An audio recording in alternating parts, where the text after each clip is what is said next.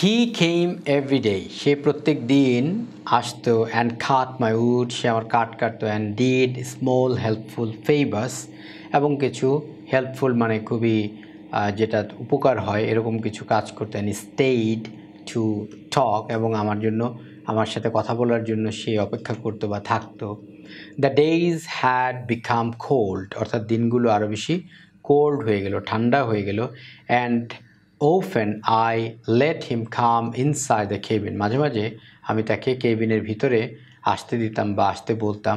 He would lie on the floor. সে ফ্লোরের মধ্যে শুয়ে থাকতো.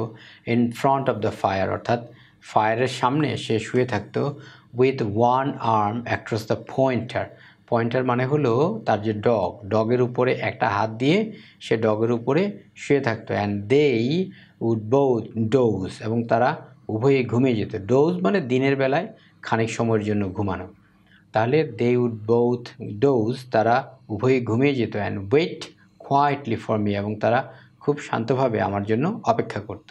Other days they ran with a common ecstasy through the laurel, and since the estes were now gone, he brought me back vermilion maple leaves and chestnut boughs dripping with imperial yellow. I was ready to go. যাক, বড় line ভেঙে পড়ি. Other days অন্যান্য দিনে they ran তারা মানে দৌড়াতে যেত. with a common ecstasy. ecstasy মানে খুবই আনন্দ আর কি, সুপ্রিম আনন্দ তাদের দুজনের. through the laurel. লরেলের দিকে তারা মানে লরেলের মধ্য দিয়ে তারা দৌড়াতে যেত. and since the estes. estes মানে এক ধরনের ফুল যেটা খানিকটা বেগুনি কালারের হয়. সেই ফুল were now gone. সেগুলো আর এখন নাই. মানে ওই ফুলগুলো একটা নির্দিষ্ট সময়ে ফোটে বছরে, সেই সময়টা শেষ, সেজন্য সেই ফুলগুলো আর পাওয়া যায় না. He brought me back vermilion maple leaves. ভার্মিলন মানে খুবই রঙিন আর কি, লাল কালারের. অর্থাৎ কালার পাতাটা যখন বেশি পেকে যায় তখন ওই আমাদের যেমন এটা একটু হলুদ কালার বা একটু লাল কালার ধারণ করে ওরকম. তাহলে ভার্মিলন মানে খুবই রঙিন. ম্যাপল লিভস আমার জন্য নিয়ে আসতেন. চেস্টনাট বাউস. বাউস মানে শাখা. তাহলে তার শাখা বা কাণ্ড নিয়ে আসতো, শাখা ডাল নিয়ে আসতো. আর ড্রিপিং. ড্রিপিং অর্থ এখানে ভেজা. তাহলে ড্রিপিং মানে হলো ভিজে, এটা চুপসে যাওয়া. With imperial yellow. ইম্পেরিয়াল মানে রাজকীয়, মানে ভীষণ ইয়েলো. অর্থাৎ গাছের ডালটা হতো পানিতে ভিজে, সেটা চুপচুপে হয়ে সেটা হয়ে যেত খুবই হলুদ. আর গাছের পাতাগুলো হতো ওই ম্যাপল লিভসের পাতাগুলো হতো লাল. আর চেস্টনাট থাকতো ব্ল্যাক, কিন্তু সেটা ওই ভিজে হলুদ কালার ধারণ করতো. সেই ডালাগুলো সে আমার জন্য নিয়ে আসতো. I was ready to go. আমি যাওয়ার জন্য প্রস্তুত হয়েছিলাম, মানে রাইটারের সময় শেষ, এখন তিনি চলে যাবেন.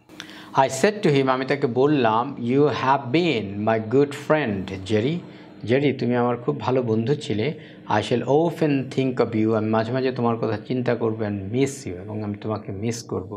প্যাট উইল মিস ইউ টু. প্যাটও তোমাকে মিস করবে.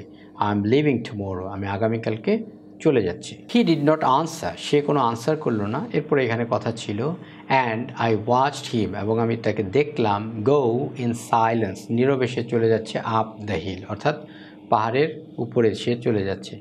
I expected him the next day. আমি তাকে পরের দিন প্রত্যাশা করেছিলাম. But he did not come. কিন্তু সে আসে নাই. তারপরে আরও কিছু ছিল. I close the cabin. আমি কেবিনটাকে ক্লোজ করলাম, মানে আমি সেখানে পাওনাদানা যা আছে এগুলো দিয়ে দেবো ইত্যাদি, বা সেখানে যা যা আমার নেওয়ার আছে সেগুলো নিলাম. And start the car. এবং গাড়িটা স্টার্ট করলাম. I stopped by the orphanage. আমি ওই যে হাফ মাইল আসার পর অরফানেজ, সেখানে এসে আমি থামলাম. অ্যান্ড লেফট দ্য কেবিন কি. এবং কেবিন কিটা তাদেরকে দিলাম এবং মানি দিলাম. মানে এখানে আরও কিছু কথা ছিল, তার ইলেকট্রিসিটি বিল, অন্যান্য যে টাকা পয়সা সেগুলো রাইটার বুঝিয়ে দিলেন. With Miss clerk.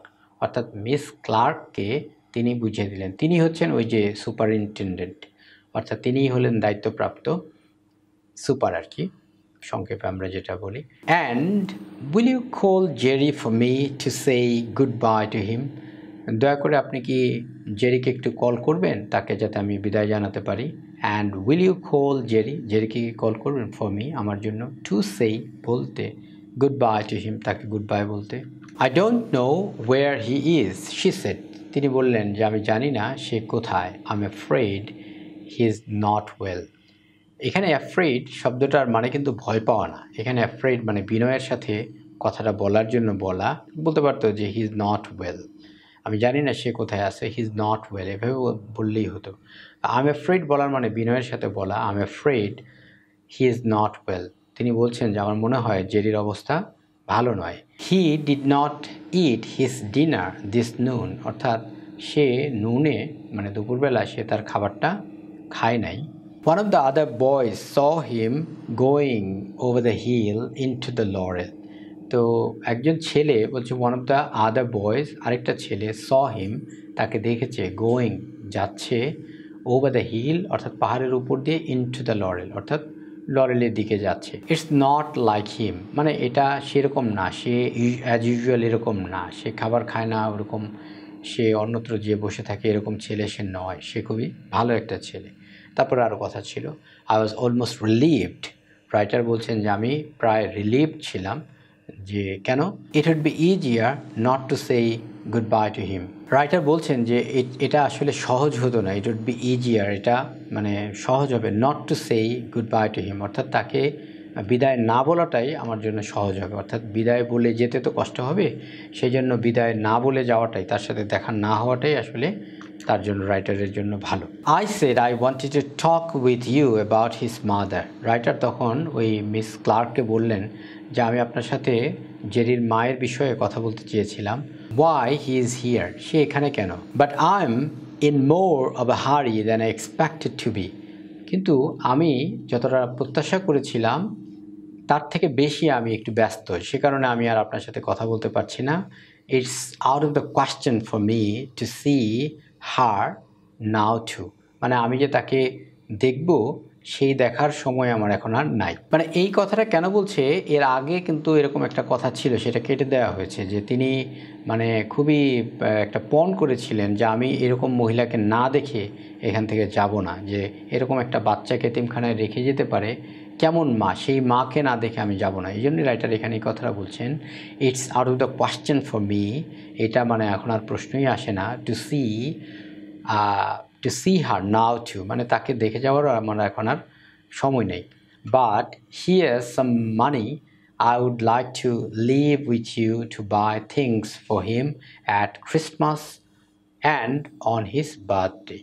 কিন্তু আমি কিছু টাকা আপনার কাছে রেখে যাচ্ছি, হিয়ার্স সাম মানি, কিছু টাকা, I would like to leave with you, আপনার কাছে রেখে যেতে চাই, টু বাই থিংস অর্থাৎ জিনিস কেনার জন্য, ফর হিম তার জন্য, অ্যাট ক্রিসমাসে, অ্যান্ড অন হিজ বার্থডে এবং তার বার্থডেতে। It will be better then for me to try to send him things, এটা আমার জন্য ভালো হবে, ইট উইল বি বেটার, এটা ভালো হবে, দেন ফর মি অর্থাৎ আমি ওখান থেকে, to try send him things, মানে আমি ওখান থেকে যে আমি জিনিসপত্র পাঠাবো তার থেকে বরং আপনার কাছে টাকা দিয়ে যাই, আপনি বরং কিনে দিন, এটা ভালো হবে। কারণটা কি, I could so easily duplicate skates for instance, যেমন আমি খুব সহজেই হয়তো তার জন্য স্কেট কিনে দিতে পারতাম, কিন্তু সেটা হলে কি হতো, সেটা ডুপ্লিকেট হতো, মানে একই জিনিস তার দুইটা হয়ে যেত। শি ব্লিঙ্কড হার অনেস্ট স্পিনস্টার্স আইজ, মানে সে, আইজ হচ্ছে এখানে নাউন, আর এই যে স্পিনস্টার্স, অনেস্ট, হার, এই তিনটেই হলো অ্যাডজেক্টিভ। তাহলে এখানে বলছে যে শি ব্লিঙ্কড মানে তিনি চোখ মানে করলেন, মিটমিট করলেন আর কি, তিনি তার চোখটাকে মানে ব্লিঙ্কড করলেন, মিটমিট করলেন, হার অনেস্ট তার সৎ, মানে স্প্রিন্সটাস মানে তার বিয়ে হয় নাই আর কি, মিস ক্লার্কের, মানে তিনি, তার বিয়ের বয়স হয়েছে কিন্তু তার বিয়ে হয় নাই, তিনি একদম মানে বাচ্চা মেয়ে না, তিনি হচ্ছেন একজন ভদ্রমহিলা কিন্তু তার বিয়ে হয় নাই, তাদেরকে বলা হয় স্পিনস্টার, আর পুরুষদেরকে বলা হয় ব্যাচেলর। তাহলে স্পিনস্টারের যে অনেস্ট আই, সে সেটাকে খুব নাড়লো আর কি, মানে এই ক্ষেত্রে ওই ভদ্রমহিলার বয়সটাও রাইটার জানিয়ে দিলেন আর কি। সে পলক ফেললো, কয়েকবার পলক ফেললো তার চোখের, কারণ হলো তার কাছে এটা অবাক লেগেছে। There's not much use for skates here, এখানে স্কেটসের তেমন কোনো ব্যবহার নাই, মানে এখানে কোনো ছেলেরা স্কেটস ব্যবহার করে না। She said, her stupidity annoyed me. Writer বলছেন যে তার যে স্টুপিডিটি সেটা আমাকে অ্যানয় করলো, কারণ জেরি আমাকে বলেছে যে জেরির হলো স্কেটস আছে, তার মা হলো যখন ছুটি পায় তখন সে প্রত্যেক সামার এসে দেখা করতে আসে, আর এখন ভদ্রমহিলা কিছুই বুঝতে পারছে না কেন। তখন রাইটার এটাকে ভেঙে বলছেন, হোয়াট আই মিন, আমি যেটা বুঝাতে চাই, আই সেড, আমি তখন বললাম, ইজ দ্যাট, সেটা হলো I don't want to duplicate things his mother sends him. অর্থাৎ তার মা তাকে যে জিনিসগুলো পাঠায় সেই জিনিসগুলোকে আমি ডুপ্লিকেট করতে চাই না। I might have chosen skates, আমি হয়তো বা স্কেটস চুজ করতাম, ইফ আই ডিডেন্ট নো, যদি আমি না জানতাম, she had already given them to him, অর্থাৎ দেম মানে জুতাগুলো আর কি, স্কেটস, যে আমি যদি না জানতাম যে তার মা তাকে স্কেটস ওই শুজ পাঠিয়েছে, যদি না জানতাম তাহলে তো আমি ইজিলি তাকে আবার স্কেটস দিতাম। শি স্টেয়ার্ড অ্যাট মি, সে এক দৃষ্টিতে আমার দিকে তাকিয়ে রইল, মানে এই ভদ্রমহিলা মিস ক্লার্ক আমার দিকে তাকিয়ে রইল, মানে রাইটারের দিকে তাকিয়ে রইল। আই ডোন্ট আন্ডারস্ট্যান্ড, আমি বুঝতে পারছি না। শি সেড, সে বলল, হি হ্যাজ নো মাদার, তার কোনো মা নেই, হি হ্যাজ নো স্কেটস, তার কোনো স্কেটস নেই। এখানেই রাইটার এই গল্পটাকে শেষ করে দিয়েছেন। এখন প্রশ্ন হলো, যে জেরি সম্বন্ধে রাইটার এত প্রশংসা করলেন, যে তাকে তার মধ্যে তিনি যেটা খুঁজে পান সেটা হলো ইন্টিগ্রিটি। বলছেন যে it is bedded on courage but more than brave. তারপরে আরও বলেছেন যে it is honest but more than honesty. তো এরকম ভালো বললার পুরো গল্পটা জুড়েই আমরা জেরির যে চরিত্র দেখলাম, এতে করে জেরি মিথ্যে কথা বলবে এটা কল্পনাই করা যায় না। সে এরকম একটা ভালো ছেলে, এরকম একটা অনেস্ট ছেলে, এরকম একটা বুদ্ধিমান ছেলে, তারপরেও সে মিথ্যে কথা বলেছে, এটা লাস্টে প্রমাণিত হলো। প্রশ্নটা হলো, জেরি এরকম কাজটা কেন করলো? এটার মূল কথাটা দেখুন, যে রাইটার যে কষ্ট পাচ্ছিল, রাইটার এক পর্যায়ে বলেছে যে none of my business, none of my concern, তার মা আছে, তার মাই দেখবে। তার আগে কিন্তু রাইটারের মনে প্রবল একটা কষ্ট ছিল, যেরকম একটা ফুটফুটে বাচ্চা, তার একটা মা নাই। যখনই তার মা আছে এটা ভাবলো, তখন কিন্তু রাইটার অ্যাজ ইউজুয়াল নর্মাল আচরণ করলো তার প্রতি আর অত বেশি মমতা আর আসলো না, যে না সে তো লোনলি না। আমি যেটা ফিল করছি সে পৃথিবীতে লোনলি, একাকী, একটা একা ছেলে, এরকম তো না। জেরির মাথায় এই জিনিসটাই এসেছিল, জেরি কারোর করুণা নিতে চায় না। রাইটার যে তাকে অতিরিক্ত মমতা দেখাবেন, মায়ের মতো আদর দেখাবেন, জেরি এতটাই অনেস্ট, জেরি এতটাই ম্যাচিউরড যে সে রাইটারের কোনো করুণা নিতে চায় না। সেই জন্য সে বলেছে আমার মা আছে, আমার মা আমাকে গিফট দেয়। রাইটার যে তাকে গিফট দেবে সে সেটাও চায় না, কারণ তার মা তো তাকে গিফট দেয়। কিন্তু জেরির মনেও মায়ের যে আকাঙ্ক্ষা, সেই আকাঙ্ক্ষা কিন্তু থেমেছিল না। রাইটারকে দেখেই কিন্তু তার প্রথমে মনে হয়েছিল মা থাকলে আসলে কেমন হয়। সেজন্যই সে বলেছিল, you look little bit like my mother, আপনাকে আমার মায়ের মতো মনে হয়। আর রাইটারের মধ্যেও প্রবল একটা মাতৃত্ব জেগে উঠেছিল।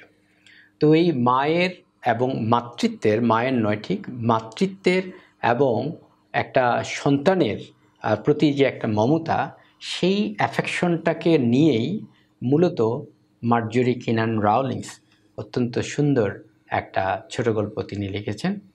আর এই গল্পটার মাঝখানে তাদের যে অনুভূতিগুলো ব্যক্ত করেছেন, তিনি পয়েন্টে পয়েন্টে ধরিয়ে দিয়েছেন।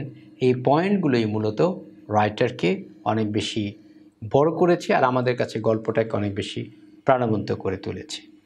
পরবর্তী ভিডিও দেখার আমন্ত্রণ রইল। সে পর্যন্ত ভালো থাকুন, সুস্থ থাকুন, দেশকে ভালোবাসুন, বিশ্ব মানবতার কল্যাণে অবদান রাখুন। সকলের জন্য শুভেচ্ছা, ভালো থাকুন।